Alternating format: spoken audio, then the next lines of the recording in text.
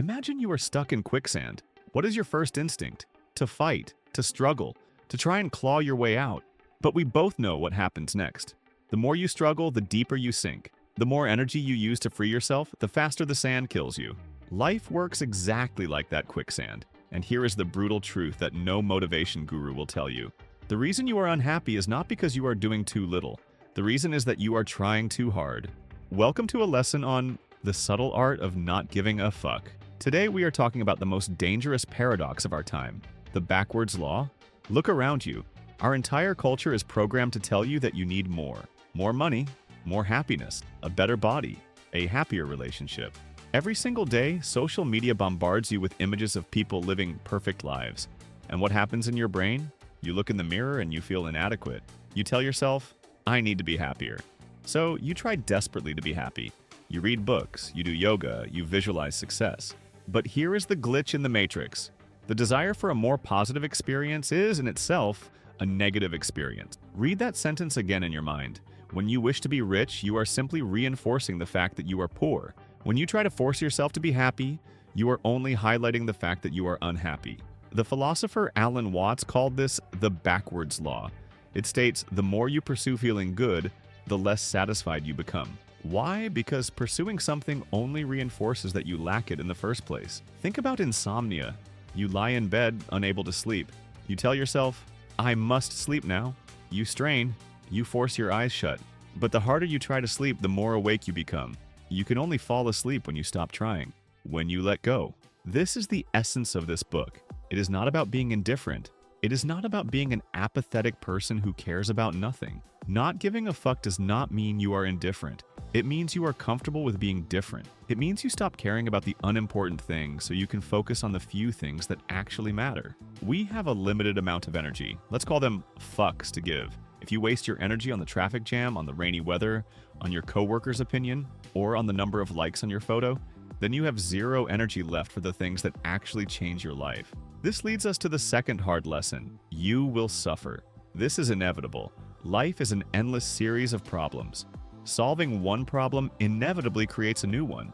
You buy a house? Great. Now you have the problem of fixing the roof. You find the partner of your dreams? Fantastic. Now you have the problem of maintaining a relationship and making compromises. So the question is not, how do I stop suffering? The question is, what pain do I want to sustain? Most people want the success. They want the perfect body. But they don't want the hours in the gym, the sweat, and the diet. They want the result, but not the process. And that is why they fail. Happiness requires struggle.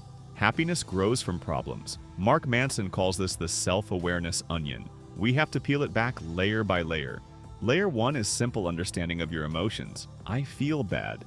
Okay, layer 2 is the why. Why do I feel bad?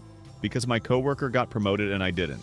But layer 3 is the most important. Why is this a standard for you? Why do you define your worth based on someone else's success? Here is the liberation.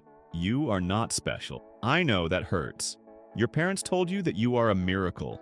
The internet tells you that you are destined to change the world. But this mindset is toxic. If everyone is extraordinary, then no one is extraordinary. The constant pressure to be great is making us sick. It is okay to be average. It is okay to live a normal life. Once you accept that you are not the center of the universe, a massive weight falls off your shoulders. You can finally start doing things because you love them, not because you want applause. Let's talk about motivation.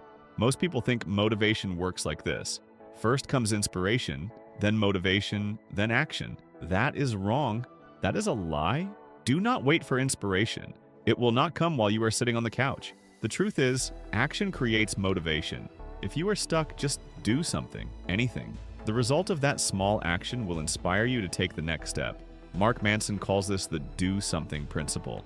If you think you need to feel motivated to start, you have already lost. Start, and motivation will follow. And finally, the biggest taboo, death. We are all going to die. That is the only certainty we have. That sounds depressing, but it is not. It is the most important compass you have. When you are scared to quit your job, or scared to talk to that person, or scared to chase your dream, ask yourself, will this matter when I am dead? The answer is almost always no. Death strips away the unimportant. It leaves only what truly matters. It shows us where we should spend our limited fucks. So stop chasing the positive, accept the negative, Embrace the pain of your goals, choose your struggles wisely, and above all, stop taking it so seriously. Life is not a competition you have to win. It is an experience you get to have. The path to happiness is not a path upwards. It is a path inwards. It is the ability to stand still in the quicksand instead of fighting it. If you are ready to turn the page and start the next chapter of your life, subscribe to One More Page. Start small, keep going.